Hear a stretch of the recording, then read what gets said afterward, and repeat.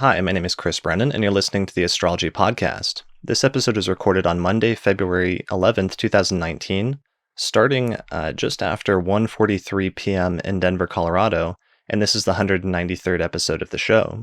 For more information about how to subscribe to the podcast and help support the production of future episodes by becoming a patron, please visit theastrologypodcast.com/subscribe.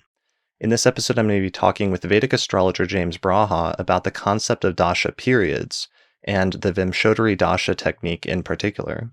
Hey, James, thanks for joining me today. Thank you. All right, it's really good to have you. Thanks for reaching out to do this episode with me. So let's start maybe first by talking a little bit about yourself and who you are and what your background is, just to give my audience a little bit of info on you. So when did you start studying astrology? Maybe let's start there. I had my first reading in Boston around 1978 or 9, and the astrologer said there's a retesting of your marriage that's coming. Uranus was about to hit the 7th cusp. Uranus is a couple months from the time of the reading. Uranus hit the 7th house cusp. My marriage exploded, and I went to see Isabel Hickey, one of the greatest Western astrologers alive. And she said, well, there's nothing you can do here. Just let it go for now. Your wife will come back in a couple months, etc. In the interim, I could not fathom how the original astrologer and Isabel Hickey, I couldn't figure out how they could know so much about my life.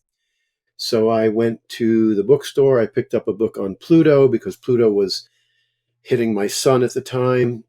And that got me into Western astrology, which I used for I went to India in 1983. I was not a professional Western astrologer, but I was consumed with it, as we all are. I was consumed with it. Mm-hmm. And I felt like something was missing for me. Like I just had the idea that no matter how long I could do this, I would never be that great of an astrologer. And I just felt something maybe missing. I don't know.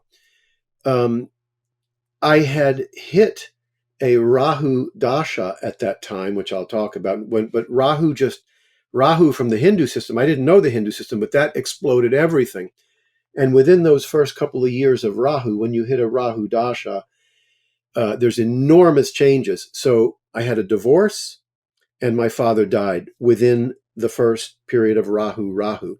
Wow. And Rahu's the north node, and it's viewed as like a sort of disruptive energy in Vedic, right? Yeah, but too many people think of Rahu as being negative, and it's not.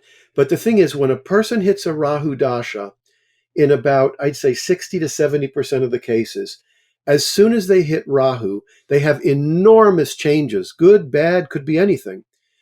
Changes of career, a parent dies, just all kinds of big changes. Mm-hmm. So when that Dasha hit, my life went through this enormous change. And I was grieving my father's death, plus the marriage. Came a point where I said, I'm pretty useless right now. I've always wanted to go to India. I'm going to go to India. People said, are you going to learn Hindu astrology? I said, well, I've seen the books, and the books, I couldn't get anything from them. I said, if I can learn, I will, but I kind of have my doubts. So I brought about 25 horoscopes with me of friends and relatives. And after I was there for about 3 months, it took me 3 months until I found a teacher. Then I learned the Hindu system, came back, used it for a year. And then I was having a session with an old friend. I'd been practicing now professionally Hindu, and I always use Western as well. I just don't mix the systems, but I look at the Western system. I use Western transits and progressions. I use information that's very valuable from the Western system, but I don't mix the systems. I was doing a reading for a friend of mine. It was all going well. And I said, a couple of years ago, this was a very nice period, sub-period, Dasha and Bhukti. It's very nice. He said, that's when I tried to commit suicide. The next day, I was packing my bags and calling travel agents. I said, what the hell is going on? Right. And I went back to India a second time, found out why his problems were there. And that was basically it. So you felt like your training wasn't sufficient at that point, so you went back for more to improve your approach. Yeah, this was too blatant a fact for him to say he had tried to commit suicide. I was just flummoxed. So who did you find? So you found a guru or like a teacher the first time you went to India, and that was how you initially learned Indian astrology? The first time I went, I had these charts with me and I was just traveling around. But everywhere I went, I would try to get an astrology reading. Mm. The very first guy I saw, he looked at my chart and he said, "Oh, young man, did you have some woman who did a terrible thing to you?" I said, "Well, I got divorced." He said, and he called his son over. He says, "Look, see, this is why he got divorced." And then I said, "Is there another woman coming?" He said, "Oh, we're late. We have to leave." Oh, Believe it or wow. not. Believe it or not. The So, next, yeah, no, actually, that'll take me off on a sidetrack, but I'll come back to that. Keep going. the next, that was in, I don't even know where that was, but I got to Benares. I was in Benares and I found an astrologer and he's looking at my chart and he says, "You're going to write some books." And I said, "What?" Because I was 31, 32 at the time. And I didn't know anything about writing books. And he said, "Yeah, you're going to write 5 or 6 books and blah, blah, blah." But he did my chart, but I wasn't sufficiently impressed to say, "I want to study with you." So I kept going. Then I met someone at the Hare Krishna movement in, um, oh, it's a very sacred place. I can't remember the name now. Krishna's birthplace. But anyway, um, uh, so he told me some things about my horoscope. Again, I didn't want to study with him. Then I went to Delhi. I was nearing the end of my stay there, which was 3 months. I had about 2 weeks left. Mm. And one day, I didn't have my ephemeris with me. And one day, I believe it was Jupiter had hit the seventh house cusp. I woke up this morning. I had 2 or 3 weeks left. I was in Delhi. I woke up and I said, "You know what? I'm going to go to the bookstore. I'm going to buy all the astrology books. I'm going to go to Rishikesh and I'm going to study astrology." This was totally absurd. You could never do it. But that's what I decided I would do. I get to the bookstore. I'm picking up Prashna Marga, Pali Deepika, Brihat Parasara, Hora Shastra. I'm picking up the classics. The man comes over. He says, "Young man, can I help you? What are you doing?" I said, "Well, I want to learn astrology." He says, "You won't be able to learn that way." He said, "But I have a teacher for you." So he calls this very famous, he was just beginning to get famous. His name was Santanam. So by the time I got there, Santanam had already translated 3 or 4 of the classic Indian texts. So he says, "Yes, I will teach him." So that night, 7 o'clock or so, I get in the rickshaw. He's driving around. He finds, and I'm expecting this, old man with a beard, and it turns out to be someone about 5 years older than me, maybe 10. I was 32, maybe he was 40 or 42. Mm. And so he said, "Okay, you could study. We'll study 3 hours a night. You'll come. We'll meet in Delhi." And I said, "Does it really work? Because this is all predictive." I said, "Does it really?" He says, "Yes, yes, yes." And so that was Santanam, and he was my first teacher, and he was more of a scholar. So I got a very good background from a scholarly teacher. Right, he's But somebody that was literally translating Sanskrit texts, like ancient yes, Sanskrit astrological texts into yeah, modern languages. yeah. The other, when I went back the second time, it was in Bombay, and I wasn't planning to stay in Bombay. I was planning to go to the south of India because I had already been in the north. I wanted to go to the south. But the second day I was there, I went looking. I went to the tourist bungalow and I said to them, "Do you have any addresses of gurus?" They said, "Yes, yes, we have plenty." And then I said, "Wait a minute. Do you have addresses of the astrologers too?" He said, "Yeah, yeah, sure." I said, "Keep the gurus. Give me the addresses of the astrologers." So I called one astrologer, Ghanshyam Joshi, he was famous. And I said, "I'm a Western astrologer. And I know some Hindu astrology. I've been practicing a little bit, but I want to come and study a little bit." So when I get there, I was extremely lucky. I get there and there's 8 or 9 astrologers in the room. And I'm like, "What is this?" He says, "Because you're a Western astrologer, I called all the local astrologers." So we're there, everybody's talking for a bit. And then this one guy takes my chart, and he was like me. He loved astrology in the same way that I did. He couldn't get enough of it. He looks at my chart, and there's no dashas and bhuktis. Dashas and bhuktis are the most important predictive element. The dashas were not listed on my chart. And he says, you got married at 21 or 23. And I said, I got married at 23. How did you know that? He said, transits. I always use transits for marriage. We talk a little bit, and I say to him, I want to study with you. He says, I'm too busy. I cannot do that. And I know my karma. I have a very strong ninth house in the Hindu system. And when I want knowledge, I always get it. I'm very lucky that way. He continues to say that he can't teach me. He's too busy. And I'm thinking, what is wrong here? I know I'm supposed to get this knowledge. There's 8 other astrologers, but I want him. Mm-hmm. So finally, the other guy says, Gansham says, Mr. Padilla is too busy to teach you. But if you'll give him 100 rupees a night, I'm sure he'll oblige you. I said, that's no problem. That was $10 a day. Wow. So that was how I found Padilla. Okay. And that became your second teacher. Were those two then your most two influential teachers in terms of your early studies of Indian astrology? Absolutely, 100%. I got the basics from Santanam, but Santanam was a scholar. Padilla was a teacher who had been in the field. Padilla taught me things that you wouldn't find in books. You find them now because I put them there, but they don't share their knowledge with everybody. Right. The astrologers, they're pretty private. But when a Westerner comes over, I'll teach you anything you want to know. Yeah, so and this is interesting because this brings up one of the original topics that we're almost going to talk about and that we might postpone till later, but it was the idea of like lineage and like the transmission of astrology from student to teacher and some of the dynamics that come up within that. And it sounds like there were some important ones already happening there for you in those first 2 transmissions. You must find a teacher because in the books, there's 2 problems with the books. One is that now India has money now, but they didn't used to have money. So their currency was their knowledge. So they would write books, but they wouldn't really share the knowledge very much, the modern ones. The ancient ones would exaggerate everything. I have Saturn in the 5th house, and it would say, if you have Saturn, if the person has Saturn in the 5th house, he has lost his mind and is roaming in the villages. Well, I hadn't lost my mind. So this is why the books never worked over here. They always give like the worst case or the most extreme scenario. The most extreme. If he has this, he will be the luckiest man alive. They exaggerate everything. And this is so critical because they will say things, for example, if a planet is exalted, the best sign it can be in, but retrograde, then it acts like it's fallen. If the planet is fallen but retrograde, then it's exalted. People take this literally.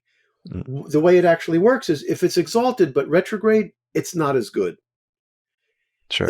And the exaggerations are all over the place. So when I got back from India the second time, after I learned what I learned from him the second time, that's when I started to put it in books. I wanted to spread it to the Western astrologers. These were my people, Western astrologers. I said, my God, they've got to know what I know. Because having both systems, it just, was really, really, really perfect. Sure. And so you ended up being one of the early Western astrologers who ended up going to Vedic astrology and learning Indian astrology and then starting to come back to the West and write books about it. And you became a prolific author, just for those who don't know. And you've written over, I want to say like a dozen books, but maybe I'm exaggerating. Six. Okay. half a dozen books at this point, which is a lot to me. It seems like a lot. So that's why I'm exaggerating. That have then, from the 1980s forward, had a pretty profound influence on popularizing Indian astrology in the West over the course of the past 3 decades. What happened was that there had been a book written by a Westerner called Constellational Astrology by Robert DeLuce. Had all the good calculations in there, but it was useless. This was in the 60s. But it was useless as far as telling you how the system worked. So when I got home, I said, oh my God, I've got to get this knowledge and I want to be the first one. So I wrote for about 8 or 9 months and I didn't take any days off. I was thinking, look, I know there's other people that know some Hindu astrology.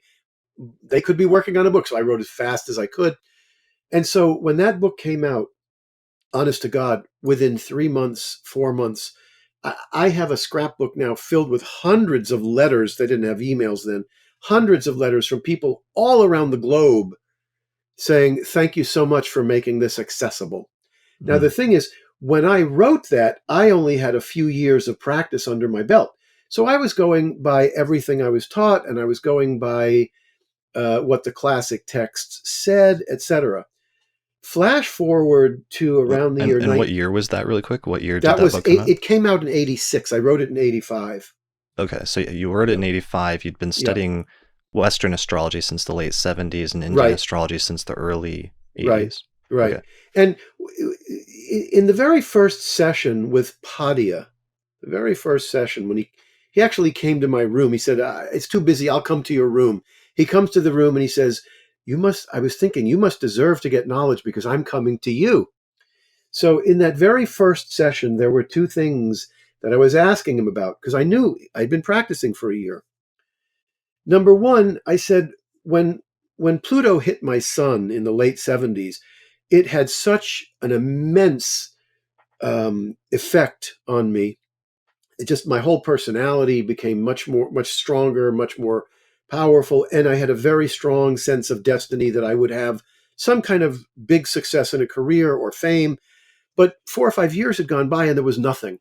And I said, look, I've had this sense of destiny in my head and I can't get it out of there. I said, look at my chart. If it's not there, tell me so I can stop thinking like that. He looks at it for a minute. He goes, no, you'll get fame. Definitely. He said, but not until the 36th year, between 35 and I said, why 35, 36? This brought into play what's called the great years of the planets, separate from the dashas. Mm-hmm. He said, Saturn rules your career house. It's in the fifth house, which is Purva Punya, or past life credit. And it's aspected to the degree by Jupiter. You're going to get fame, but not until Saturn has its great year. This was the same thing that had happened with the guy who tried to commit suicide. His Dasha Bhukti was fine. The transits were fine. But he had hit his 32nd year, which is the great year for Mercury. Mercury in his horoscope was in the 8th house, the house of life and death. And it was right next to Mars and maybe some other malefic. So when he hit the age of 31, between 31 and 32, that was the ascendant ruler. And it was in the 8th house, right next to Mars or Saturn. And that's when that happened. So that was one thing that I wanted to know. And Padia told me right away I got to that. The other was that I was 33, 34, 35, whatever it was. And I had seen all my dashas and bhuktis, and I knew that in the year 1997 or somewhere around there, that I was going to come to a Jupiter dasha and Saturn bhukti. Now, Jupiter and Saturn are exactly opposite. That's great for Saturn because it gets the good energy of Jupiter. It's terrible for Jupiter because it's getting hit by Saturn. This is one of the ways that Hindu Vedic works. So I knew that and Jupiter rules my 8th house. So I said, holy cow, I'm going to be about 47. I'm going to hit a Jupiter period and Saturn sub period. Jupiter rules the 8th, getting hit by Saturn. So in that very first night, I said, when I'm 47, 48, is that going to kill me? And he said, not sure. By not sure, he didn't mean I'm not sure. He meant not definite, because Right. this was a textbook example of a death. He said, you might make it through because even though Saturn's a great malefic, Saturn is the Raja Yoga Karaka, the royal union maker, the kingmaker, because in my chart, Saturn rules the 9th and 10th houses. So even though it's terrible, it also brings some extremely good energy. Mm. When Jupiter Saturn came, I was on my way to England to be the keynote speaker in the British Vedic Astrology conference. I was exhausted because we had a 6-month-old son who was awake all night long. And right before we left, there was a hurricane coming and I had to get everything ready. By the time I got on the plane, I was exhausted. Got on the plane. We landed in Atlanta. I'm on my way to England and I have a panic attack and claustrophobia. I'd been meditating for 30 years by then. I never had anything like that. Mm. That was the Jupiter Saturn and it was terrible. But anyway, so I had written that first book, got the basics out. Then the conferences began. People started learning it. And I can tell you, it was really hard. When I would teach, it was really hard to get people to get the basics because it wasn't in the atmosphere. As time went on, it was in the atmosphere. People learned it quicker. In terms of the background information necessary for Vedic astrology, or in terms of what do you mean by that when you're talking about the atmosphere in like the early, like late 80s and early 90s? I'm talking about like I came back, I wrote my book in 85, it came out in 86. 86, 87, 88, 89. I would try to get basic concepts like, for example, if you have a Venus Mars conjunction, Venus is terribly hurt by Mars. So if you come to a Venus Dasha, you got problems. Mm, Mars is right next to Venus and it picks up the great energy of Venus. So Mars is wonderful. Just okay. simple concepts like that, they wouldn't get them. Yeah, I mean, there's something, because this is an issue we run into also with the revival of ancient Western astrology that's happened over the past 30 years, is there are just some basic principles built into it that are sometimes relatively simple, objectively speaking, but they're so radically different from the way that modern Western psychological astrology is constructed that can be really hard for new students to pick that up because it represents such a complete reorientation of how you do astrology. It's a complete reorientation. It's from the psychological, behavioral, and predictive to a very predictive. So it's very, you know, Yeah, and that whole, I mean, I'm sure that was part of it because then in the early 90s, the Vedic astrology really starts to flourish, and there's different organizations set up for Vedic astrology in the West. right. And one of those things I was always curious how that worked out is there is almost a different, in terms of like the bedside manner of the astrologers in India, it seems like it's a bit different, and sometimes it's obviously it's more predictive, but also it seems like more blunt in terms of how they deliver the information and the consultations in a much more straightforward way. And I was always curious if that was also something that you had to get used to, or that you had to was difficult to introduce an established Western astrological audience to. Yeah, I mean, they'll say, if you don't know when you're going to die, how can you prepare your life? Something like that, right? Right, it's very practical. It's Like very, you would, yeah, but I mean, I would never, I just don't do that. Now, sure. if I see a dangerous period, I will absolutely warn the person there's a dangerous period coming. And I will tell them they can have yagyas performed, which are the prayers that the Hindu priests perform. Mhm. But I also tell them, I had a client a year or two ago, and I have this when I see a very dangerous dasha bhukti, like the one that I had, the Jupiter Saturn. If I see a dangerous period, I actually use the term. I say, look, when you come to this period, I'm going to tell you if it's for Jupiter, keep Thursdays as a restful day, chant the Jupiter mantra, have prayers for Jupiter, but also don't go on motorcycles. This woman calls me up a couple of years ago and she says, you did my reading and you said, don't get on this was 10 years ago. She said, when you get to this year, 2016, don't get on motorcycles. She said she got on a motorcycle and had a motorcycle accident. Mm, But I mean, they, um, yeah, so they will be blunt. They will be, but the thing is, if you're in the West, you're going to wind up doing the readings in a way that Westerners can appreciate. The biggest problem that I had was that I came here thinking that the chart tells you exactly what's going to happen. And it took me some years to say that's not exactly how it works. It tells you what the possibilities are. It tells you what's likely. It tells you what's possible. But I had it in my mind that this is what's going to happen to you. This is going to be your profession. This guy said to me, you're going to write some books. I said, what? He said, you're going to write some books. I said, how many? He said, a few, 5 or 6. I said, are you sure? He said, finally, he says, look, it's not an absolute science. I said, oh, he said, but you'll write books. So I figured, okay, so this really is very predictive. But as time goes by, you start to realize that, like, I get lots of clients where I say, you're not an artist? This chart is all about the arts. And they go, no. I said, well, you should do some art because it's really strong. 3 or 4 years later, they'll tell me that they completely changed their life. They're now an artist. mm. But so I don't say anymore, you will be an artist. I say, this is the strongest thing in your horoscope and the talent.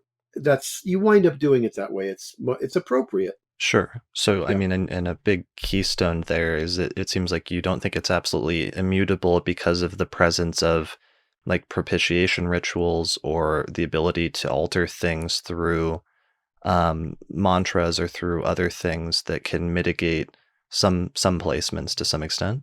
This is the most difficult problem that I've had, and I've had it now for 40 years. I will see a dasha of somebody, like, for example, one of the charts that I talk about, this is an old chart, this is Alexander Fleming, the man who discovered penicillin. Um, so in the Hindu system, there's lots of different ways that a planet can be well disposed or badly disposed. The worst thing, one of the worst things that can happen is for a planet to be in its worst degree of fall. So Mm.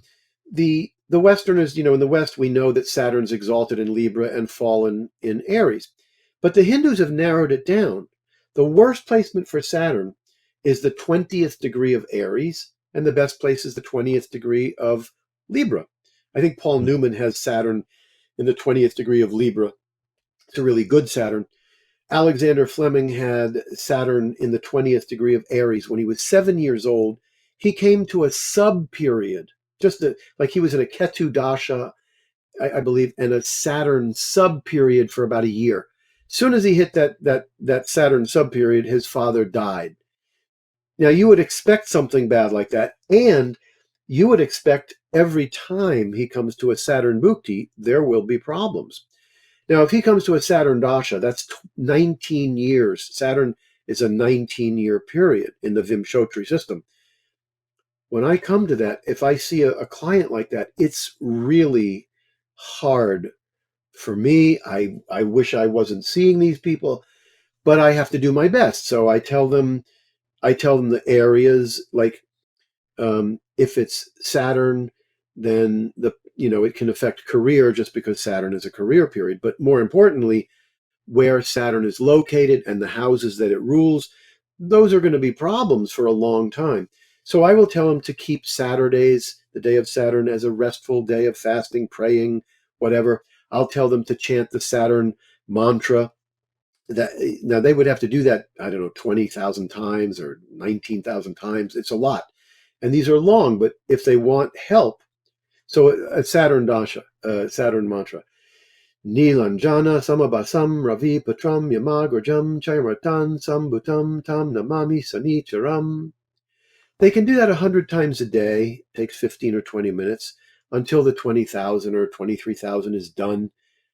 And that's going to help.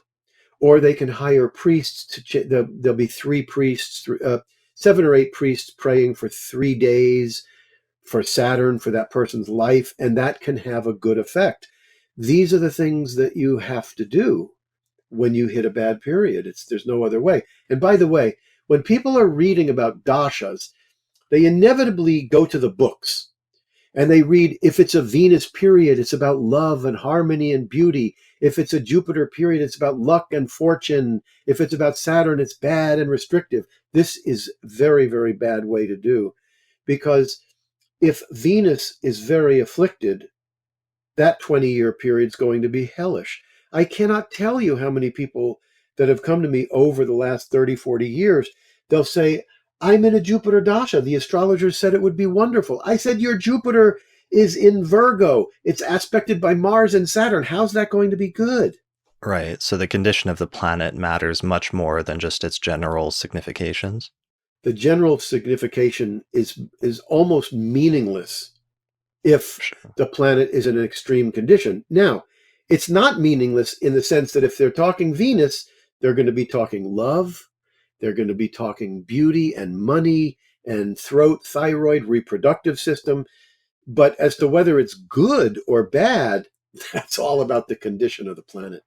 Sure. Okay, that's a great transition point then. So maybe we should get into our primary topic today, which is the Dasha systems or the Dasha techniques. Yeah. So in the last episode I introduced how in the ancient Western tradition, there used to be this system known as Time Lord techniques, where it would divide the person's entire life up into different chapters and paragraphs. And the analogy that I usually use is that the life is like a book, and you can read where one chapter starts and another chapter ends.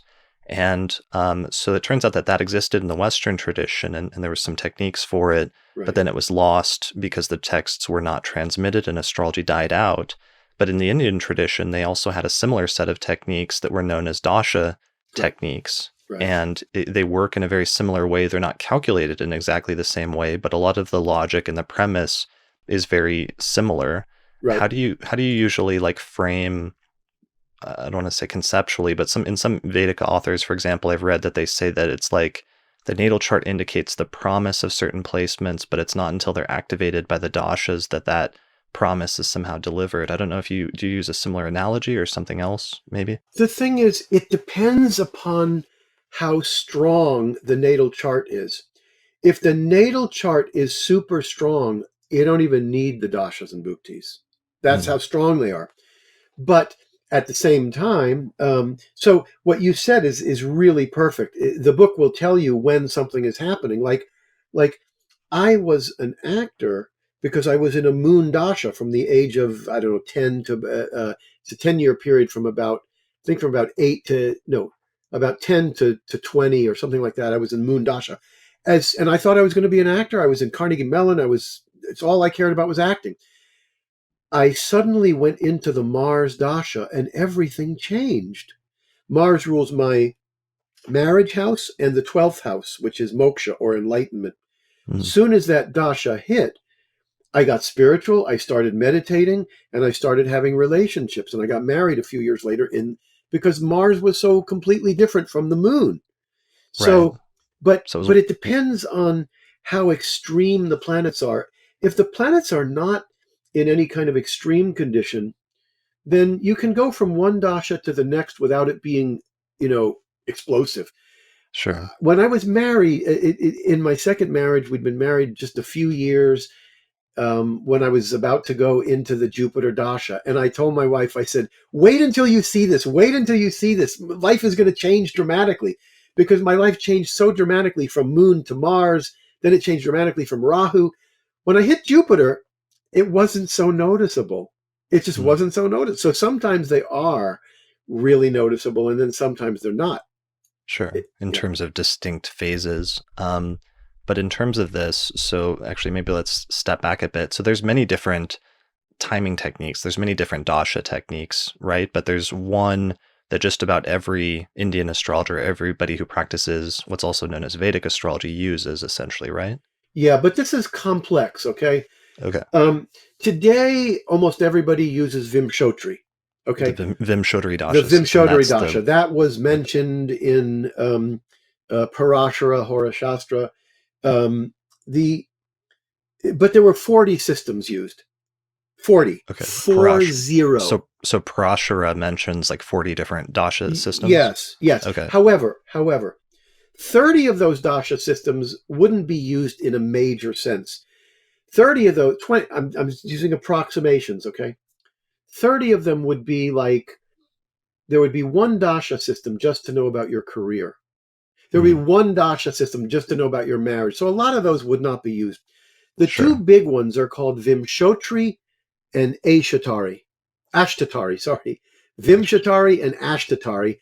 And when I got to India, they said these are the two, Okay. Vimshatari and Ashtatari. But nobody I ever met used the Ashtatari. Nobody. Okay. However, as time goes by, everybody uses Vimshotri. Now, Vimshotri, first of all, if you go back into the ancient texts in the 6th century, and the 7th century, and the 5th century, there were a lot of them using something called Naisargika, Naisargika Dasha. A lot of Mm, them use that. Somewhere it's written that Vimshotri is easier to calculate. Somewhere it's written that Vimshotri works better for the common person, like that. okay. But here's the thing: as time goes by and you use these dashas, Vimshotri definitely works the best out of anything today that I've seen. It's the most popular. But after a while, astrologers get impatient. They want more information. K.N. Rao came to the Vedic Astrology Conference in 1993. It was the end of 1993. I had had my second marriage in early 1993. I had an astrologer friend call me, and he did Western and Vedic both. Very, very. This astrologer, Richard Houck, never did a horoscope without rectifying the chart first. And he used moon progressions, lunar progressions, and he would rectify every chart he did. He wouldn't do it if the chart didn't work. He calls me up and he says, "You're not getting married." This was in late 92. I was scheduled to be married in 93, January. He says, "You're not getting married." I said, "What are you talking about? I'm engaged." He says, "You're not getting married. There's nothing in the chart." I said, I know. There's nothing in the Hindu. There's nothing in the Western. I know, but I know I'm getting married. So we get married. So he was wrong. He laughed. He said, "You're not Okay. getting married." I get to 1993, November, December. I talk to K.N. Rao. He's doing the chart and he's using Jaimini Dasha. He's now into Jaimini. The Jaimini system uses the Chara Dasha. And Chara is the signs, Aries, Libra, Scorpio. So I said to him, "Look, I got married in January 1993. There's nothing anywhere." He says, "Yes, yes, it's right there in Jaimini. It's right there." And I thought, he's just saying this, right? But then I learned the Jaimini system. I had gone into the Libra Dasha. So these are signs. So if you go into Capricorn Dasha in Jaimini, that's going to be Capricorn. We're not talking planets. We're talking Capricorn. It's career. You go into Libra, you're in a relationship Dasha. The Karakas in the Jaimini system are completely different from the Vimshotri. The planet in the highest degree in your horoscope, the planet in my chart that's highest degree is the sun. It's in 29 degrees Virgo in the Hindu system. Okay. So that becomes the planet representing me. That's called the Atmakaraka. If your planet in your highest degree is Jupiter, Jupiter is your Atmakaraka, the ruler of you. The planet in the seventh, in the lowest degree, becomes the marriage indicator. There's me, there's the other person. So Hmm. in Libra, in my horoscope, sits Mercury. It's in 2 degrees. So Mercury's the marriage indicator, and I'm in a Libra Dasha, and I get married. So I use this as an example when I teach, because when people, they're looking for something in a horoscope and it doesn't show up. Like some of these people that have had these huge downfalls because of the Me Too movement. They're suddenly famous people. Suddenly they have this huge downfall. I look at the chart and I don't always find it, right? Hmm. And astrologers think, well, it's got to be there. You're making a mistake. Something's wrong. No, there's lots of different systems, and certain things are going to show up in one system and not in another. And as astrologers, we need to be humble, not arrogant. We need to understand we will not be perfect. And I teach my students the best thing you can do is to say, "I don't know." I'll tell you what I do know. I'll tell you what I don't know, because you can't know it all.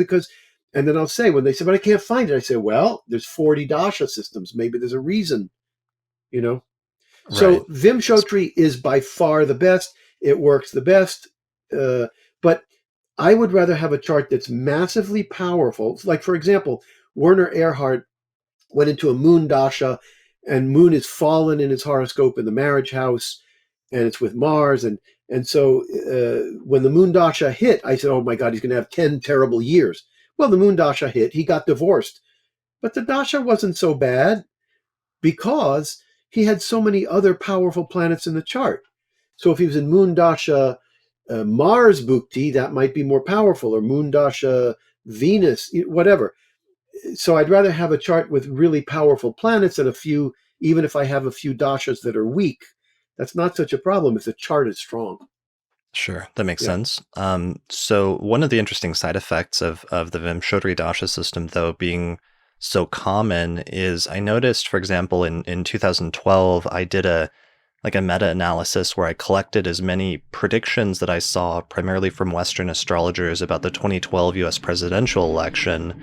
And one of the interesting things was that the Vedic astrologers were often very much on the same page because they had that one thing in common, where at the very least, most of them were starting with the Vimshodri Dasha technique, and that led to a little bit more consistency in their predictions just due to that uniformity than I was seeing in like some of the Western astrologers, where they were all using like completely different techniques and didn't have that like at least one unifying thing where everybody was on the same page that there was this one technique that really worked. So it's at least, I guess my point there is just that it's that much of a standard that it's something that you can almost expect like every Vedic astrologer to at least know, even if it's not their only dasha system that they use. Um, The thing is, they talk about in the scriptures that there's a curse that Shiva put on astrologers. Shiva got angry at the astrologers, put a curse, and he said, "From now on, astrologers will never agree with each other." Sure. So we have that too. We Okay. have that too. But I mean, all the astrologers I know, they will use the Vimshotri Dasha system, but they'll also use transits. They'll use progressions. I will also look at Western progressions. I mean, I will look at everything I can possibly look at. Hmm. But I've always been that way. I'm a little bit different. You know, most Hindu Vedic astrologers, they treat the scriptures with great awe and they consider them sacred. And I've never been like that because the scriptures never, I just don't resonate with, with taking astrology as a religion. Also, the fact that you would use these scriptures, and when you'd see the interpretive things, they would just be so off the wall. So I would use what I could, but I tend to take whatever works. Whatever works, that's what I will use more so than Parashara says this or this one says that. So I tend to be. That's why. So when I wrote I wrote that first book with only a few years of experience. Then flash forward to 1997, and I was done writing books. I said, I'm not writing books anymore. I was really getting burned out because I had to do writing the books and then doing readings to make a living. Mm. My wife got a 7-day Mercury Yagya done for her around 97 or so. And what is that? So a yagya is where this was a 7-day yagya. So um, this would be 10 or 20 priests praying for Mercury in her horoscope for 7 days, for 8 hours a day. So Hmm. she was getting a Mercury yagya to strengthen her Mercury so that she would have a stronger Mercury for writing and teaching. And her Mercury is a little afflicted because it's near Ketu. So we're married, so the karma gets mixed. So while she's having the Mercury Dasha, I'm suddenly saying, why am I living with the worst entertainment system in the world? My speakers are lousy, my amplifier's lousy. So during the yagya, I'm suddenly changing all the equipment. It just comes up for me to do that. That's how yagyas work. Hmm. Now, what I had wanted to do was to write a book that really explained how it really works, not all these rules and regulations, because so many of the things in the scriptures work very mediocre. Some of them, in my opinion, don't work at all. Okay. So I had wanted to write another book, but I was not going to sit down and write a book. It was too stressful. So during the yagya, a thought comes, hey, I could teach a student and transcribe the sessions. Right. So I do that. Only in the end, I wind up at the computer working all the material. So I spent 3 years at it, What and was the title of that book again? that's called The Art and Practice of Ancient Hindu Astrology. Right. I thought that was really great because that's such a unique book because it's dialogues between you and a student, and that's actually probably much more representative of the transmission of astrology in India on some level in most astrological traditions through that student-teacher relationship and the dialogue rather than just the other part, which is more academic and like reading the text or the scriptures, as you said. What you just said is 100% accurate. That is the way it should be taught.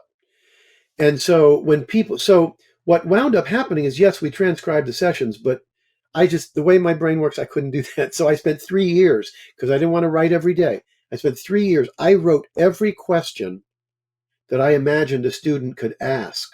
Hmm. And my student, of course, asked everything he could ask. And then I answered those as best as I could.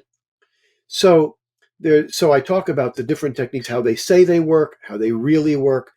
And then I wrote that book, came out, and what happened then was I got all kinds of emails from people saying, I finally can go from being a hobbyist to being a professional. And I had one professional astrologer. He was just in his early years. He'd just become a professional within about a year or two. And he said, when I'm looking at a horoscope and I get confused, he said, I open that book anywhere and read 3 or 4 pages. I close it. I know how to approach the chart. Now, flash forward to 2018, I realize I've got to get my books on ebooks.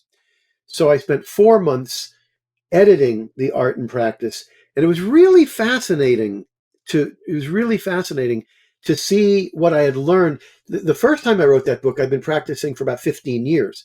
Now it came out in 2000. Now it's 2018, and I had learned there were all kinds of things that I didn't, just take Mercury Jupiter.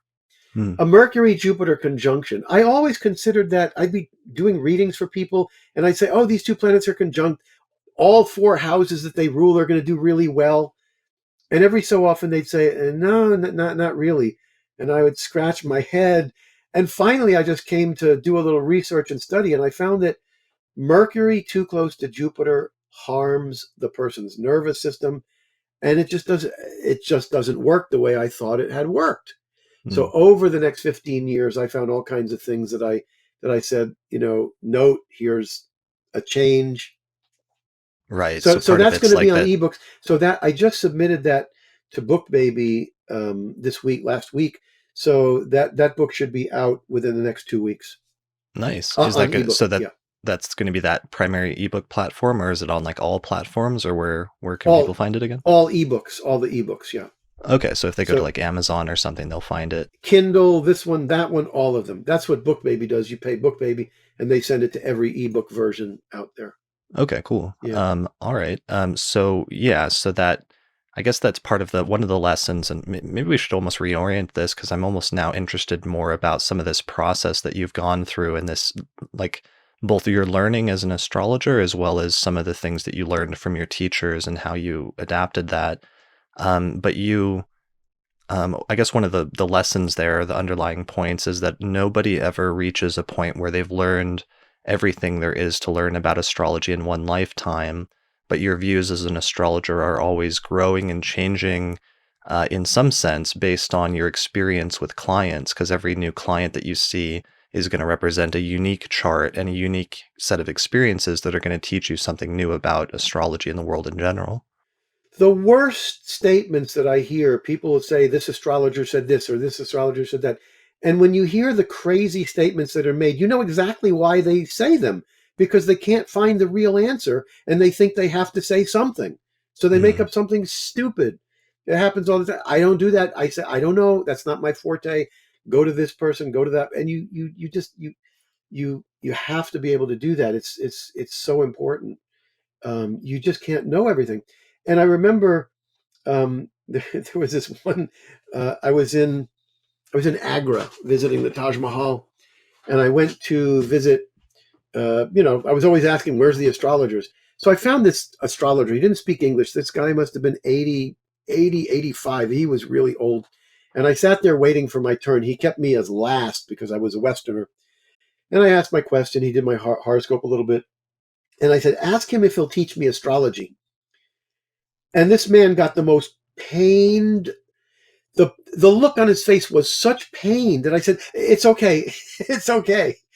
Because in the Hindu system, it, I mean, it just goes on, and there's technique after technique after technique, and Dasha system after Dasha. There's no end to it.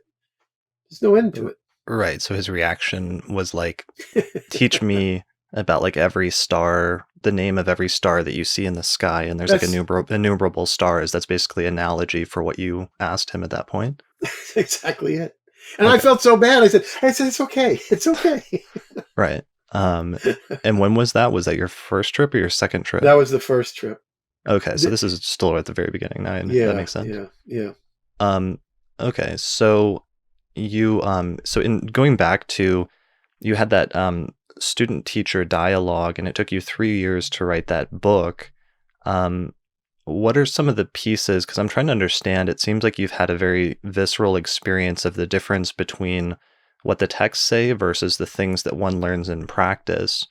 And that's an interesting thing because I was just talking with a student of mine yesterday who we were talking about the delineations in the ancient Western texts, and they're also very extreme like that, where they'll tend to give the most extreme scenario, Yeah. but they give it in isolation. And in reality, Nothing. no placement is hardly ever operating in isolation, but instead there's always mitigating conditions that are happening to any placement that you're looking at, right? Yeah. Well, here's the thing. I'm talking about stuff that is more basic than that. Okay, so I'll just tell you some things that simply uh, certain things you just have to understand in context. Like, for example, the scriptures will all say that you have to take the transits from the moon. You have to look at the transits. Oh, Jupiter's transiting the fourth house from the moon. The person's going to get a home, right? The scriptures keep saying this. So the astrologers think they're not supposed to take it from the ascendant. Okay. You have to take it from the ascendant first and then secondarily from the moon, because everybody born on the same day is going to have the same exact transits. The same transits from the moon if you just take Yeah, it from the moon. yeah. So you have to use both. But here's another. For example, in Hindu Vedic, I'll take the Varga charts. This is so essential and basic. Okay. So when I was doing this, I was doing my charts, and so the Varga charts means there's the natal chart, then there's the Navamsa, the chart for marriage. Then there's the Dasamsha, the chart for career. Then there's about 20 more. I only use the career and the marriage ones. Okay. So these are divisional charts where you Yes. subdivide the signs of the zodiac into smaller portions, but then which some Western astrologers know, like the Harmonics. harmonics or 12th parts, or I forget what they're called, like Dwadashamshas. I Yeah. guess in Isabel Hickey, she called them Dwads. Wow. You guys call them, as Westerners, we call them harmonic charts. Okay. Okay. And the idea there, though, in the Indian tradition that's kind of unique and interesting, is that you will find out what sign the ascendant is in, and then that sign becomes the first house in the divisional chart, and it creates a whole separate chart for just that subdivision. And the planets are in different houses too, different signs. Right. Different right. signs. So it literally constructs an entirely different whole sign house chart based on those subdivisions. Right. Now, first of all, you've got, when it comes to the divisional charts, the career and the marriage, they change every 15, 17 minutes, approximate. Okay. So where you are in the change, if the Navamsa chart has a Cancer ascendant between 540 and 555, and you're reading the chart, and the person's born at 556, you need to know that that's a suspect. You might not be able to use it. You need to know that. Right. Okay? So the subdivisional charts change so frequently that you have to have an exact time. And what do you do in that instance? Do you rectify if there's uncertainty? How do you feel about rectification as an astrologer? Some astrologers are like, rectify everything, and others are like, no, just take the chart as you have it, because you may not understand it properly if you just try to mess with it. Well, if the chart is on the hour or the half hour, I don't trust it, particularly if it's from another country. But I'm not worried. When I start to worry is when the natal chart ascendant in the Hindu Vedic is 29 or 0 or 1. That's when I have to ask questions and rectify it. You've got to rectify it on the fly right at the start? No, before I do a reading. Oh, before the consultation. When I've been doing this 40 years, and I really don't like the idea of astrologers to, you get really good, right? But I just don't believe you take a chart and say, okay, I'm gonna do it right now. I just don't believe it. I mean, you want a good reading, you need to do the chart, you need to meditate on it a little bit. I mean, what kind of questions then do you ask? If you're doing that in pre-consultation, like prep work, what kind of questions do you ask to get that right or narrow that down? Is that standardized or is it based on the chart? I take the worst house of the chart. Nice. It's either going to be the 4th or the 5th, the 9th or the 10th. And I'll say, do you have a terrible career, or do you have terrible times with gurus? Or the best house of the chart. Now, sometimes you can't do this. The charts are so mixed and mediocre, you can't do it. But most of the time, somebody's got one house that's fantastic, one planet that's fantastic. It's either ruling this. That's how I do it. Yeah, that makes sense. So you look for the extremes of where should like the most difficult parts of their life be, and identify those and ask if that is indeed the case. And if it comes back yes, then that helps to confirm it. But if it comes back that it's the other house that they're actually experiencing as the worst, then that confirms the other ascendant. Right. But then I'll also say, now Jupiter's been transiting this house for a year. Did you have some luck in this and some bad luck in that? Like that. Yeah, that's so funny. Right now, That's totally the rectification approach that I've developed using whole sign it's houses in the common Western sense. system. Yeah, because it's just once you're using those techniques, there's certain straightforward things that you're going to gravitate towards doing. Robert De Niro's in a great Dasha Bhukti. He's in Mercury Venus. No, he's in Venus Mercury. Now, when he was in Mercury Venus, he won his first Oscar. Okay. Mhm. No, sorry. Mercury Venus was Raging Bull. His first Oscar was won because he was in his 32nd year of life. His ascendant ruler is Mercury. Mercury's conjunct Venus in the third house, which is the arts in Hindu. Mhm. So he hit 31, 32. He won the first Oscar. Then he hit a Mercury Venus Dasha Bhukti, won his second Oscar. And he's in Venus Mercury now, which you'd think would be pretty good. Two benefics in the third house. Saturn's transiting in seventh house, and he's getting divorced. He's having Okay. massive problems right now. But anyway, um, so I will rectify the chart that way.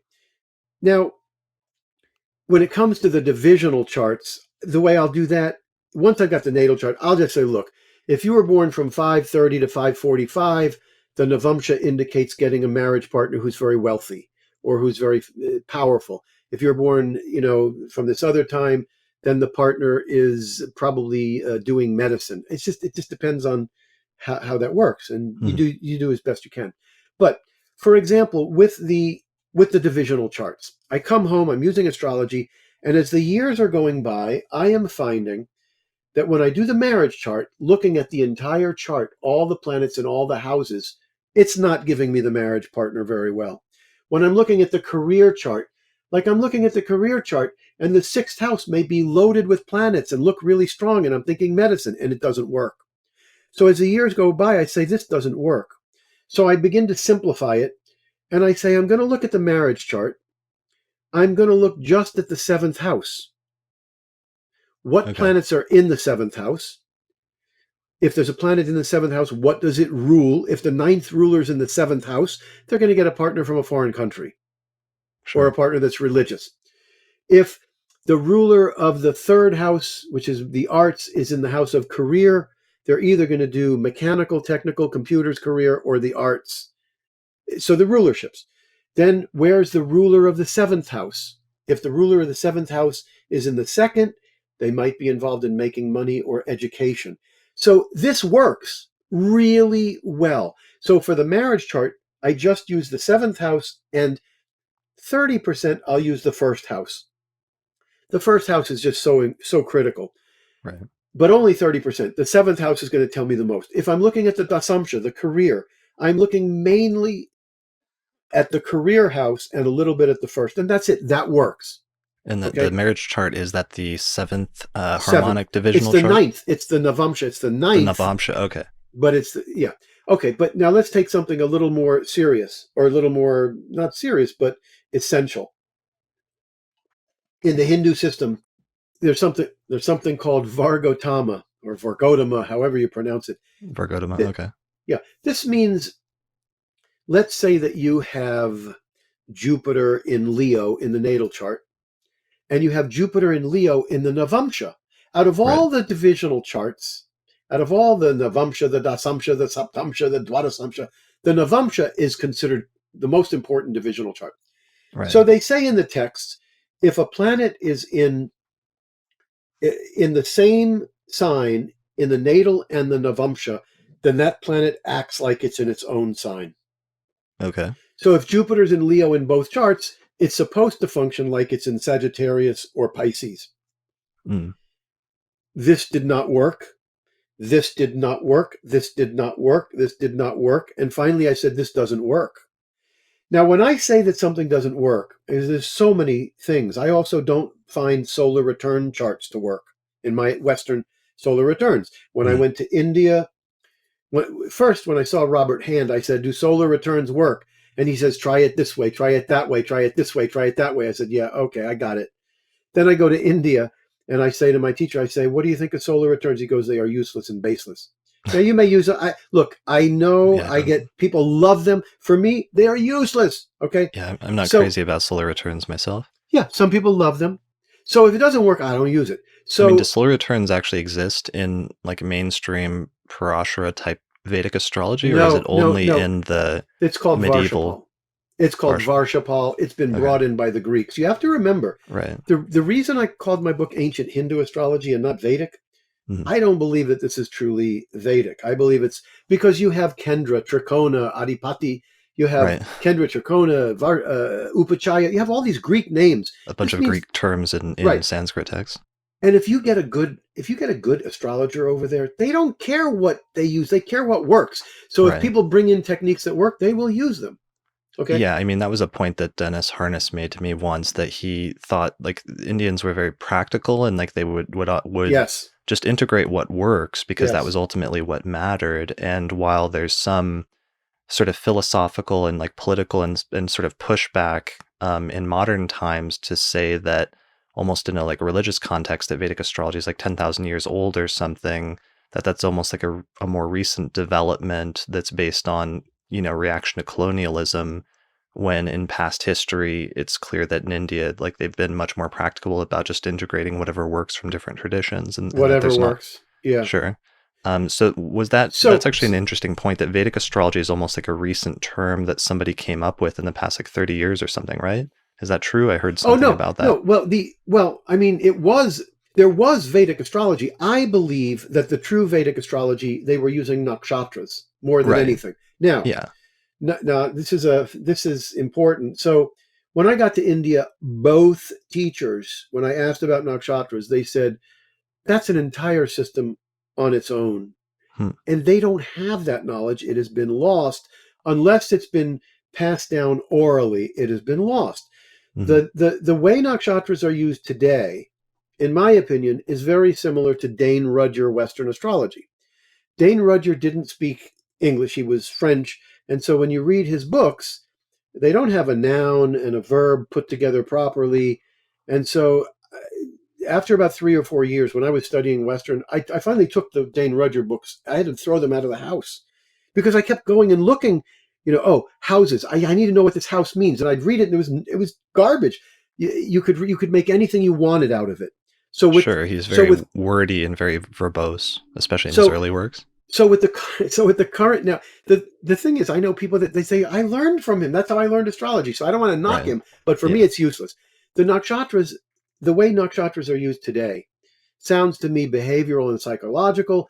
You could take the nakshatras today. You could take any nakshatra, pick one, get 5 or 6 people, read it to them, and say, "This is your nakshatra. How does it sound?" And they're going to say 70% are going to say, "Yeah, that's me," Hmm. because they don't say you're going to get married at this age. You're going to marry a doctor. They don't say that. They don't say your career is going to be. They don't say that. It's like Dane Rudger stuff. It's like, so I don't like that. However, as I said, I only use what works. So as I'm in my career, the first 3 or 4 years, I'm finding people with Jupiter in Cancer and Moon in Cancer, and I say, "Oh, this is a great dasha," and they start telling me how bad it is. What the hell is going on? Finally, at some point, I was talking with Dennis Harness, and I said, "Dennis, tell me what the 5 best and 5 worst nakshatras are." He Hmm. tells me the worst ones, and Vishaka and Aslesha are two of those really rough ones. Turns out that the people that had Moon in Cancer in the nakshatra, the lunar mansion, so nakshatras are lunar mansions. They are about 13 degrees each. And there's a nakshatra called Aslesha, which is, I think it's around 20 degrees, something like 20 degrees Cancer to 3 Leo, somewhere around there. It's in late Cancer. So when a person has the moon in Cancer in its own sign, you'd think it's going to be a great dasha and a great natal planet, and it's not. Same Hmm. thing with, I've seen people with the most difficult nakshatra is Vishaka. This is from 20 degrees Libra to around 3 degrees Scorpio. Now remember, I'm talking in the sidereal zodiac, not, right? So I've seen people, believe it or not, with Mars in Scorpio, but it's in the first 3 degrees of Scorpio, so it's in that nakshatra Vishaka, Hmm. and Mars doesn't function well in its own sign because so with the business of the Varga charts, I only use them the way they work. When it comes to that, uh, you know, Vargotama, it doesn't work, so I don't use it. But what I was going to say, I forgot to say this. Whenever I find something that doesn't work, that they say works, I Hmm. go back 5 years later, 6 years later. I say maybe I was wrong. So I go back and I start studying it again, Sure. because sometimes, you have to do that. You can't be arrogant with this. Have But you had instances like that where you found something that didn't work initially, but you went back later and tried it again from a different perspective and you were able to get it to work or gain a better appreciation of it? there's been a little bit of that, but nothing comes to mind. But if I were to research, there has been some, but they not the major stuff, Mhm. not the nakshatras, not another one is Nichabanga Raja Yoga. Nichabanga. So if a planet is fallen, you take for instance Al Gore. He has Mars in Cancer in the first house, fallen, right next to Saturn. And he hit a Dasha Bhukti, believe it or not. Now, we're talking Mars and Saturn in Cancer.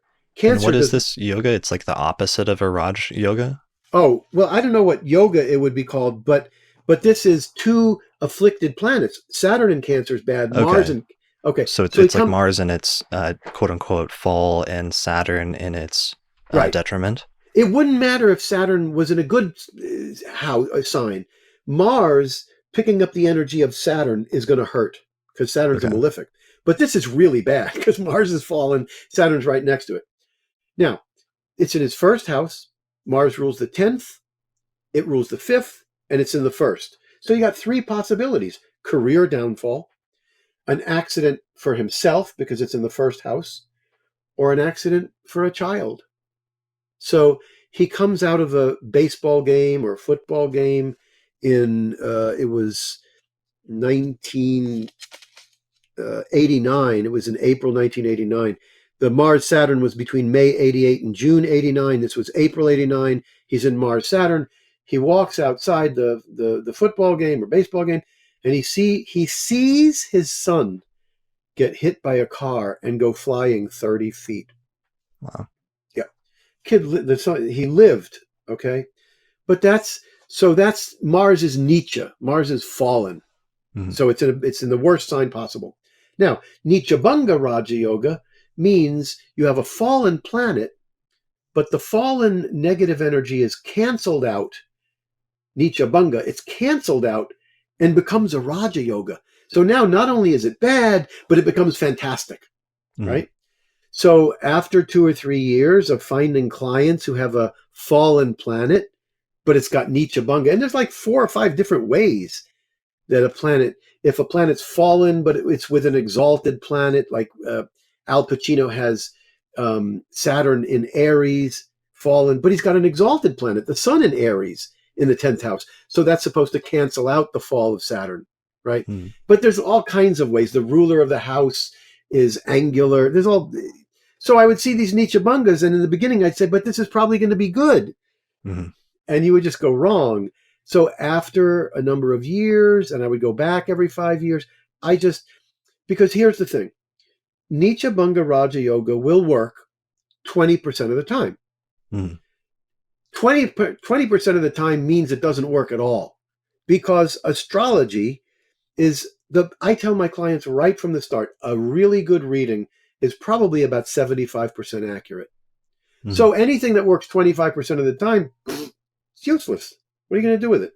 Now, Sure. now here's the thing though. Occasionally, I will see a fallen planet and I will see that person have fantastic results from it.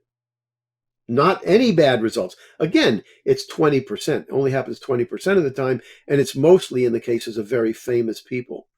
So, Nichabanga works. And if you're psychic, and I have to say, I have to acknowledge this. When I was in India, there were too many times when either one of the teachers would say something, and I'd say, "Where?" See, I brought these horoscopes with me both times, and I put them in front, and they would say something and be really accurate, and then I'd say, "Where are you getting that from?" Most of the times, there'd be a good answer.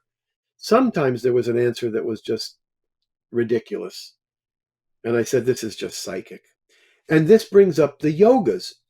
The yogas, they have hundreds and hundreds of yogas where you memorize. Yoga means union. So I'll give you a yoga. Lakshmi is the goddess of wealth. So Lakshmi yoga means a planetary union that gives wealth in the horoscope. So wealth normally comes from a good second house, money, and a good 11th house, which is house of large gains of money. Mhm. Okay. Where you see the billionaires and the multimillionaires is having the ruler of the 11th and the second, and the ruler of the second and the 11th, they, like that, or really strong second and 11th. Those are the ones who become wealthy. So Right. Lakshmi Yoga, here's one for you. If there is a planet in the second, sixth, eighth, and 12th house, if there is a planet in the second, sixth, eighth, and 12th house, the person has Lakshmi Yoga. There's no logic to this. The eighth house is a bad house. The 12th house is a bad house. The second house is a money house. So, okay. The sixth is bad. The eighth is bad. The 12th. Now, I've seen people. I knew someone from college. Her horoscope is not good, particularly for money. And there's Lakshmi Yoga. She's got a planet in the second, the sixth, the eighth, and the 12th, and she's wealthy. So the And so Lakshmi it's Yoga.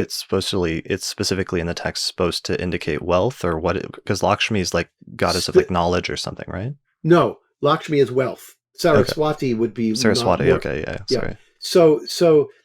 So this is one where it gives wealth. But here's the problem.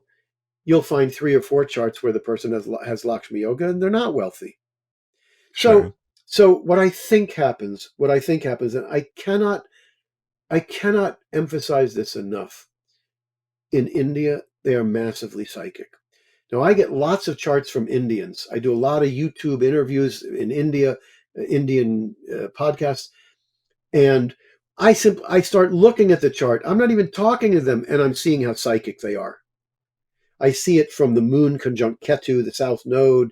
You just see it. You see the eighth house is the intuition, and Ketu is intuition, and they're just massively psychic. So I think what happens is the Indian astrologer memorizes the yogas, but they also they learn. In order to do this system the best, you have to learn what every house really and truly means. You can't mix and match. Right. The second house is food that you eat, but the appetite is the sixth house. You can't mix and match. You got to know exactly what they mean. The ninth house is religion and philosophy, but the 12th house is moksha or enlightenment. So you Sure. So have to know it having very clear distinctions very between clear. houses allows you Yes, to make more precise statements. bingo. And so Okay. if you memorize how everything works, then you also have the yogas. But the yogas, you have to use them when they pop in. I think the yoga pops into your mind when it's applicable. So if somebody has Lakshmi yoga, but it's not working, they don't mention it. But if somebody's got it and it is working, they just intuitively pick it up. They are massively psychic. Sure. That's been my experience. So one question I wanted to ask you, if you could do it all over again in terms of your early studies where you went out and studied with 2 teachers specifically, and then you started writing books pretty quickly, and then you've had the rest of your career since then, if you were a young astrologer starting out today, how would you do things differently if you were starting from scratch right now, knowing what you know about Indian astrology? Well, first of all, I'm thrilled. I'm the luckiest astrologer alive to have started with Western and gotten a good basis in that. So you That's think that first. was actually positive? Because some people feel like they have to unlearn everything they learn from Western in order to rebuild their understanding with a different approach. But you think that actually was helpful to you in some way? Oh, Lord have mercy. It made learning the Indian astrology so easy. I already knew what the Oh, really? planets meant. I already had an idea what the houses meant. I just keep them separate. I play guitar. Now, when I started playing guitar, I remember I could barely do the chords, right? And then I had to strum while worrying about the fingers.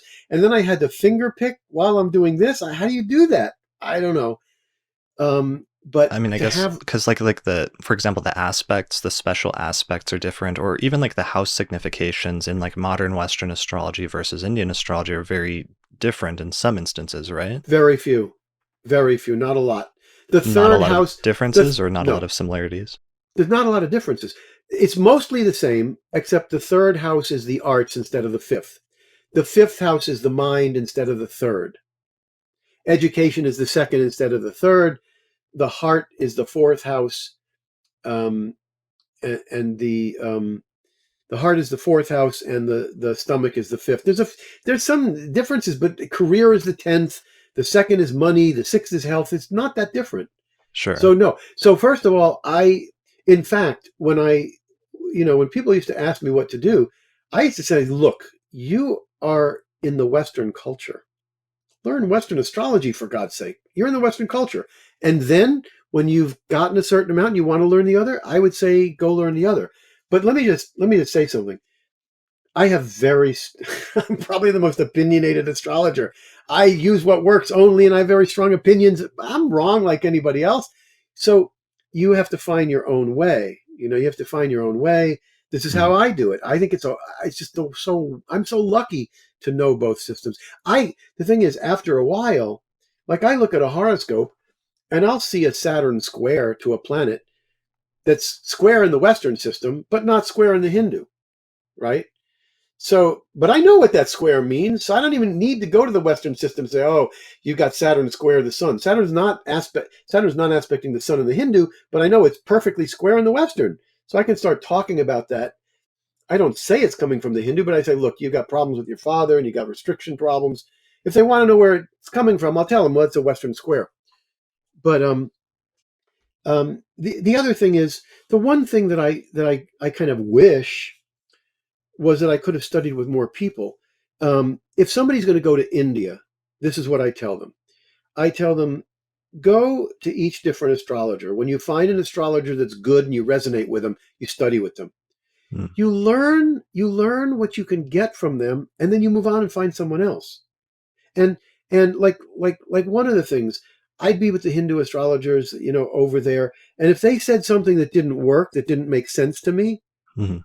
I'd say, okay. And I would just disregard it. I would argue it a little bit. I'd say, wait, that's not.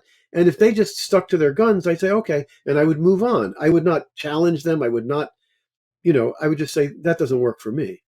So you don't feel a particular like attachment to a specific like lineage or school necessarily, but instead you feel like it's important to maybe take some of the best pieces that you can take from each different approach that you're exposed to. Yeah, I wouldn't, my books would not be what they are if I just listened to what they taught me. I did listen to what they taught. Now, I'm going to be getting Ancient Hindu Astrology for the Modern Western Astrologer, my first book on ebooks. I'm going to completely redo the planets and houses. Why? Because I wanted to keep it traditional. So, for example, the sun in the second house. Oh, this is bad for money because it's a malefic. It's bad for the right eye because the second house is the right eye and the sun is a malefic. They don't mention that the sun is the indicator of the soul. So money and education, which is the second house in Hindu, is going to be so important. They don't mention that. It's common sense. So when they're teaching it, they're just teaching stuff that you need to know that you wouldn't otherwise know. Hmm. So if you read so so when I redo the planets and houses, it's going to be much more accurate. It'll say, yes, it's a malefic, so it may harm the second house. But wherever the sun is, that's a soul connection. So I would say, but see, now that's me. There are people that love the scriptures, that worship the scriptures. And, it's so important to understand that the world is huge and there's space for everybody. There's space for every approach. And you may get the information. Look, there's the Ayanamsha. Okay, I use the Lahiri Ayanamsha. That's the calculation that gets you from the Western planets to the sidereal, from the tropical to the sidereal. There's going to be people using different Ayanamshas, and to me, I know from my experience that what works is Lahiri and what works is Krishnamurti. They're very close together. But some astrologers are going to use B.V. Raman. Some are going to use Fagan Bradley. Some are going to use Shilpan. Some of these will take the dashas and completely they'll make the dashas 4 years later, and they'll make the chart completely different. So you have to make room for people that use it. All that matters is that when you get a client, that you can be accurate and that you can say, I can't answer that question. It's not clear in the chart. I don't know. You tell them what you know and be happy with that. Yeah, that seems like something sometimes people are very uncomfortable with, and I'm glad you brought that up at the beginning. I think I was like tried to raise a similar point in the last episode about especially even when it comes to a specific technique, how sometimes there can be parts of a technique that you feel really solid and you've seen over and over and over again. And maybe there's other parts where there could be something there, but maybe you just haven't fully researched it out yet. And sometimes it's okay just to say, I haven't looked into that very much, or I haven't looked into that technique very much, and there might be something to it, but it's not part of what I feel like is my solid area of knowledge at this stage in my career. Yeah, look, you know, there is. I'm the classic one because I would worry. I mean, when I started doing charts, I would spend 3 days on them. I mean, right. Um, you have to understand. There's so much simple information that you're going to give to a client that they would never know, that Right. for sure. So Right. don't worry about the stuff that you don't know. And as time goes by, you'll figure that out. Yeah, so focus on the things that you do know and you do feel solid with, and Right. imparting that to the client is going to give them useful information that they wouldn't have otherwise. And if there's something that even they're wanting or asking you, it's okay just to say that, that's not something I feel like I can answer or that I feel comfortable going into. It's even better than that. When you tell the client what you do know and what you don't know, it is such it's so freeing. If you say, "Look, I couldn't answer that question for you." When I get these charts, everybody gets them. But in the Hindu system, this is really a complication because you're trying to make predictions. You get these charts that are as complicated. You get 4 planets in Cancer all being squared by Saturn. I mean, you get these charts that are just massively complicated, right? Hmm. I start out the reading. I start out the reading and I say, I've been doing this for 40 years. Your chart's in the top 2% of being difficult to interpret. I'm going to tell you what I do know, and I'm going to tell you each little specific part. So the sun is in Cancer, 1 degree away from Jupiter, and Jupiter's exalted in Cancer. So the sun is fantastic. It's conjunct exalted Jupiter. And then Saturn is throwing this horrible aspect on that sun. Hmm. And I'll say what that means. One part of it makes the sun fantastic, the other makes it terrible. And I say to them, you will interpret how that works. And what it usually means is they're frustrated. They feel the potential, but they can't make it happen. But I tell them, I'm going to describe what each planet is doing as best as I can, and you have to put it in context. I also tell people, if it's a first time reading, I say, look, it's 75% accurate. If it's a good reading and the chart's pretty easy to read, I say, you take what you resonate with and you discard the rest. But the best thing is to tell them what you don't know, because it's just, I'm telling you, it's freeing for you. It lets them know. And I'll say to them, you may go to somebody else and they may be able to answer that question for you. I also find that I'm just talking about confusing charts and stuff, but most of the time, like sometimes I'll just see a chart that's really confusing and I'll just say, what they need is going to show up in the reading. And it usually shows up, right? But you can't say that you can't say that in the early days because you really need to know what you're doing.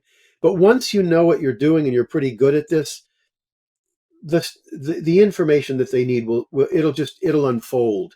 They'll tell you what's happening in their life, and suddenly it's, oh, okay, now I know what that planet is doing. You know, Right. That makes yeah, sense. And yeah. there's some interpretive principle there that you're mentioning and that came up a couple of times here, which is I was curious how you approach that, which is sometimes when people see a combination of planets, they try to combine it or a yoga or something, and they try to come up with a combined delineation, like the one you were mentioning with the Sun conjunct Jupiter and Saturn squaring it, where they try to explain what all of that means as like a composite delineation. Whereas other times I hear people say that what will happen is that you'll get both, that you'll get the extremely positive thing, but you'll also get the extremely negative thing. I mean, is there one direction that you go more than the other with that? Uh, In my book I call it a wild card, where you don't know what's going to happen, but after a while you start to do know what's going to happen. mhm. Like the frustration, like you'll I mean, that's just a frustrating aspect. They've got all this potential for the sun, but it's frustrated. That'll usually be the most accurate sort of thing. Right. um They're going to say There was another one you if delineated earlier. if I'm doing a chart, if I'm doing a chart and I see Saturn within 3 or 4 degrees of the ascendant, or in Hindu Vedic, all planets aspect their opposite house. So Mhm. if I find Saturn in the seventh house aspecting the ascendant within 3 or 4 degrees, or on the ascendant within 3 or 4 degrees, or Saturn conjunct the Sun, the Moon, or the ascendant ruler. Saturn conjunct the Sun, the ascendant ruler, or the Moon. If I see that, I start the reading this way, and this is coming from experience. I start the reading this way. I say, look, I'm going to be telling you all about your chart. There's a lot of high points, there's a lot of weak points, just like anybody else, but Saturn is very prominent. And so, to the extent that you handle Saturn, I'll actually describe Saturn first. I try not to scare them, right? You don't want to scare people with negative stuff, but I say, look, you are dealing with a self restrictive element. And they know that, right? So, there's a party that holds back, that feels restrictive, lack of confidence. We know that. That's there. You've also got good stuff. So I'm going to be talking about a lot of good stuff. I see a lot of good stuff in your chart, and I'm going to talk about those. But Hmm. if you don't have those things going on, it is probably because of handling that one particular aspect. Now I came to this method of doing it this way because the way I do astrology, I like to be objective. I want the person to get a good hit of an objective viewpoint of their life. I don't want them telling me about their life. I want to tell them, so because if I get a chart and I say, "Wow, you should be a writer. This is a great chart for writing." And they've Hmm. always wanted to be a writer, but they haven't done it. That has a huge impact. So I'd rather tell them objectively. So that's how I do it. Nobody else has to do it that way, but I prefer that. So I would do these charts and I'd say, there's a fantastic career here. Wow, this is you fame, recognition, etc. And I'd hear dead silence on the other end. And I'd get to the end of the reading and I would find that the person has just held themselves back massively. Sure. Some people don't hold themselves back massively. They get that success even with a lack of confidence. So I will tell them I'm going to be talking about this stuff because otherwise they start to feel bad. They start to feel guilty. They don't know why they didn't achieve anything. Now, there's one other thing I want to mention while I'm on this. This is really fascinating. The spiritual techniques, there's three paths of enlightenment. There's Mercury, which is Lord Vishnu, evolution through the mind and the truth. There's Jupiter, evolution through prayer and devotion, the Hare Krishnas. And there's Saturn, which is Lord Shiva, evolution through meditation, austerity, fasting, etc. So Saturn with the sun and with the ascendant and with the moon, they'll be great at meditating and austerity, but their lives will be restricted. Jupiter with the ascendant ruler, sun or moon, they'll be devotional. Mercury, they'll be the truth will set them free. Advaita, non-duality. But you do get those confusing horoscopes all the time, and that's how I deal with them. Okay, brilliant. Well, I think we've come to the end of our time here. Sadly, that actually went by super fast. So I wanted to ask you, where can people find out more information? You have a website, right? And that's probably the primary place. Yeah. Now the thing is, my website is I'm not computer. I'm not good with computers. So I've got some articles on there.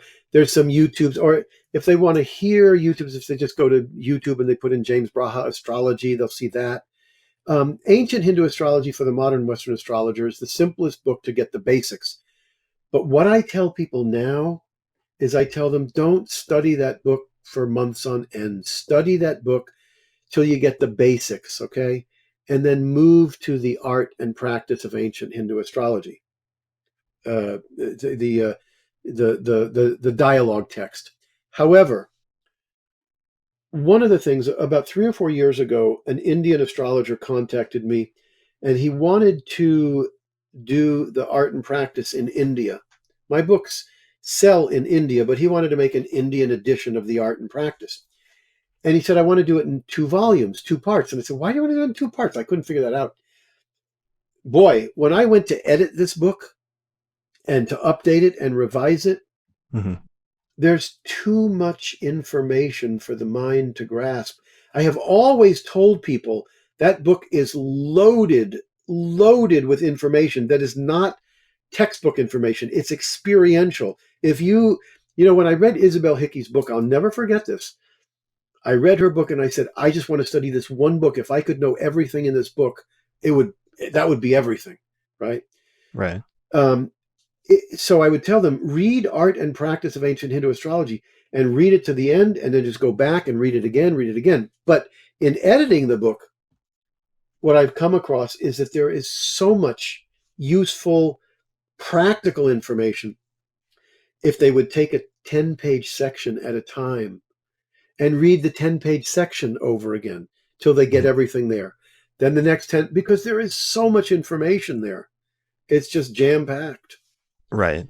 Yeah. Yeah. But I would say the ancient Hindu is good, and to get the basics, and Cool. And so I'm also going to be speaking at the Vedic Astrology conference. I don't normally go to those conferences because it's a loss of money. I don't like traveling. I hate worrying about it. I tend to worry about what I'm going to teach. But this lady went to the conference this year. Are you talking about Harness's conference? Yes. I haven't been I haven't been there in 10, 15 years. And this lady wrote me this email. She said, I just came away from the conference. So many people want to hear you speaking. I go, yeah, blah, blah, blah. I know that. And then she says to me, I got in a car with an Uber driver, and the Uber driver said, I'm not going to those conferences until James Braha goes. And I heard this, and I said, forget that I don't like flying. Forget that I hate working on the conference. I'm going. It just hit me. It hit me like when I did the chart, and the guy said, that's when I tried to commit suicide. I couldn't live with that. I had to go back. Next day I was on my way back to India. That just really struck me. So now I'm going back, and the title of the lecture that I'm giving is What I've Learned Over 40 Years. The stuff that I've learned that that you don't get in the books, and that's what I'm going to talk about. Brilliant. Yeah, I heard that was a really great conference. So it's called the Sedona Vedic Astrology Conference, and people can find out more information about that at sedonavedicastrology.com, I believe. Yeah. Do you know what the URL of your website is again? Mine is jamesbraha.com. Okay, brilliant. That's easy to remember. Wait, I want to tell this. Can I have 5 minutes? Yeah. I just want to tell a story.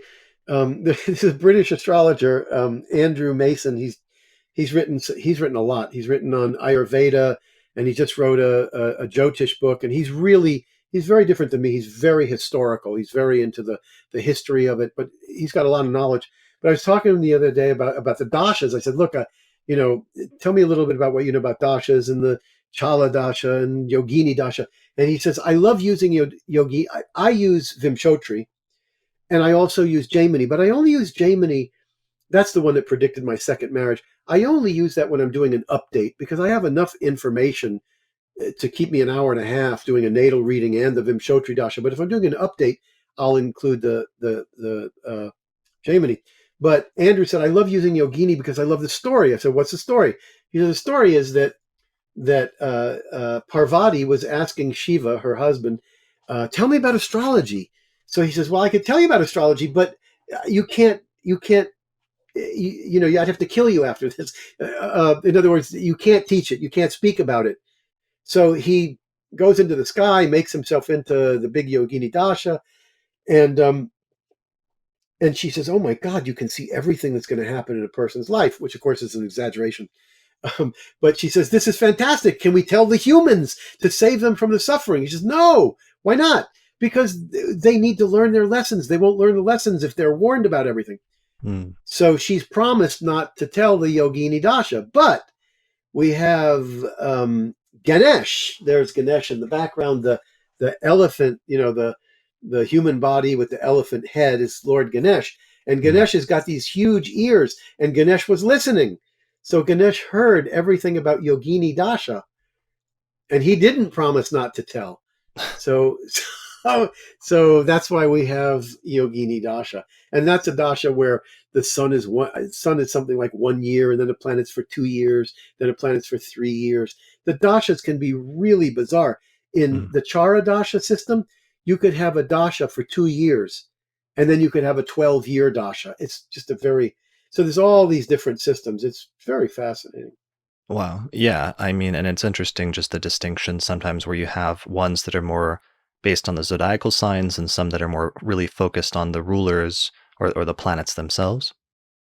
There's all sorts of different things. I just found out recently that, you know, like in the Vimshotri Dasha, where they're choosing, you know, you're born into a particular period based upon where the moon is. If so, my moon was in Bharani, where the or actually I don't know. You know, it's I don't remember anymore. But the moon is in an nakshatra that's ruled by Venus. So I was born into Venus Dasha.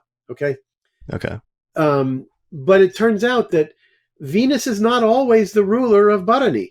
It depends on which system you're using. So Okay. Do you it's mind if I show your chart really quickly? I yeah. Go forgot ahead. Go ahead. we were going to show it, and Yes, because please one of the do. things is you like to use. There's two different primary chart styles in India. There's like the North Indian chart style that's more like a diamond, Right. and then there's the South Indian style Right. that's more like a square, basically, What's right? so funny about this is that I learned in Delhi, in North India, but my teacher Santanam was from the South. So Okay. I So learned he, the South Indian method. So here you have the Taurus ascendant. 2 degrees Taurus is my ascendant. The second house is Gemini. Um, and then if I had been born a few hours later, the that diagonal line would be over to the right. It would be in Gemini. The square stays the same. yeah. So what we're seeing for people listening to the audio version is just a square. There's a big square, and within that there's 12 smaller squares all around the edge of the larger square. And in this chart style, Aries is always the square that's up at like the what is it, like the 11 o'clock position, and then it looks like the signs go clockwise. So from Aries, then Taurus, then Right, Gemini, then Cancer. right. And then the sign that is the ascend that has the or contains the ascendant is just marked off with a diagonal line through it.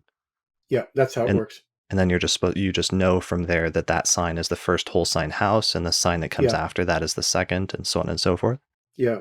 After a while, you don't have to put Gemini in there. I know which house is Gemini. It's the corner. The right corner is always Gemini. Okay, So, got it. so, so in this chart, look at Venus there. So I have in the fourth house, the house of the mother and land Mhm, and real estate. First is Mars at 14 degrees, a great malefic, ruling the 12th house, a very bad house. Then comes Ketu, the bottom portion of the serpent, represents everything psychic and metaphysical and otherworldly. mhm. And then comes Venus, the ascendant ruler, at 16. So the ascendant ruler Venus is in the house of the mother, 1 degree away from Ketu, a massive malefic planet, 2 degrees away from Mars, a massive malefic ruling the evil or terrible 12th house. So I was born into the last 4 years and 9 months of Venus. Those 4 years and 9 months were hellish. My mother was mentally ill, had to go to the hospital when I was 3 or 4 years old. My father put us in a summer camp, and my brothers that were like 7 and 8, they said, "Let's run away, but we can't take Jimmy because he's too young." So Oh can you wow. see? So this Venus is just horrific. Now that was a dasha, which is not a sub period but a period. Right. So those 4 years were horrible. Now, anytime I come to a Venus sub period, so you have Sun, Sun, Sun, Moon, Sun, Mars, eventually you get to Sun, Venus. Then you have Moon, Moon, Moon, Mars, Moon, Rahu. Then you get to Moon, Venus.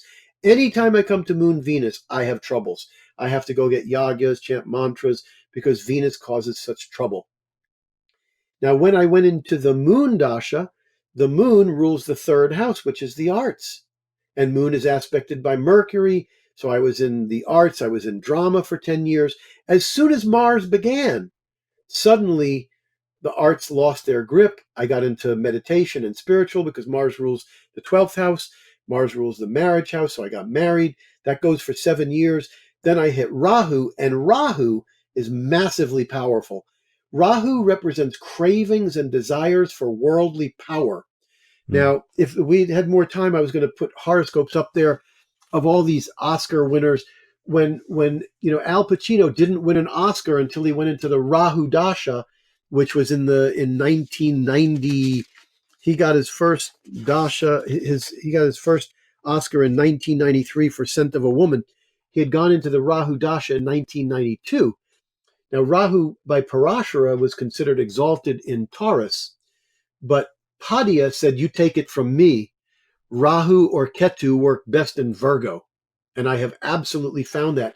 So when he went into Rahu, Rahu's in the third house, the house of the arts in Hindu, in Virgo. He hit that in the 80s. His work was not, Pacino's work was not that great in the 80s. He was doing a lot of stage plays and working on his own. He hit the 90s and he hit Rahu Dasha, and his work just took off, and that's when he won his Oscar.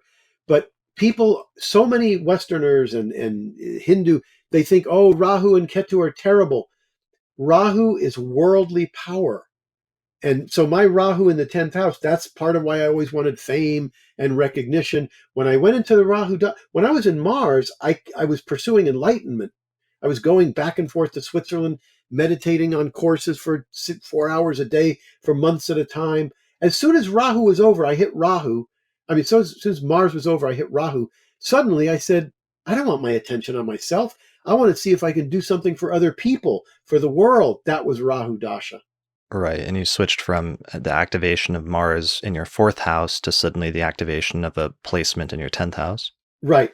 But Mars was not, it's not like I was so concerned with land and homes. The Mars Dasha was more about marriage and spiritual. That's just how it worked for me. It was 12th house and 7th because that's what it rules.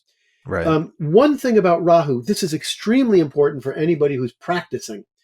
So I said about 60 or 70% of the people, when they hit Rahu Dasha, they will have enormous changes, change of career, change of marriage, change of a parent dies, just big changes. Not everybody, 60, 70%. This is what I tell my clients.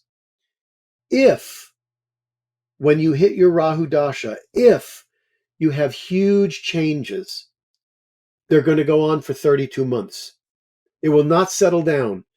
In other words, when you hit Rahu, and if you have enormous changes, don't expect to feel comfortable and settled till you get to Rahu Jupiter, the next subperiod. Now, if you get to Rahu, and you're in Rahu for 2 or 3 months and there's no big changes, you're free and clear. You won't have the big changes. Okay. Yeah. That's great advice. All right. Well, I think I would like to actually keep talking, but I think we are out of time at this point because I have to run, and I know you have to as well. But thanks a lot for joining me today. I really appreciate it. Thank you. I when I saw how many, videos you've made, all glories to you. Yeah, it's almost 200, but it was a great way to sort of culminate almost 200 episodes having someone like yourself on. So thanks a lot for joining me. People should check out your website and definitely check out. So those ebooks are out, or they're about to be out? I have the spiritual book, Living Reality. That's about enlightenment. The art and practice should be out in the next 10 days. You never know with them. Sometimes they say, oh, we got a little glitch and it's 3 weeks, but it's the next 2 or 3 weeks should be. Yeah. Brilliant. So people should do a search for that, for the art and practice of, was it titled Hindu Astrology or Vedic Astrology? I titled it The Art and Practice of Ancient Hindu Astrology. I just don't like the term Vedic. I don't believe it's Vedic, but I use the term now Hindu Vedic because if I don't, I'm going to lose business because some people call it Vedic and it's just a name, Yeah, just terms that people use. Sometimes you have to figure out what people are searching for. Otherwise, they won't find the thing that you're putting out there. Yeah. All right, cool. Well, thanks a lot for joining me today. Thank you. All right. And thanks everybody for listening or watching to this episode of the Astrology Podcast. Thanks to the patrons for your support, and we will see you again next time.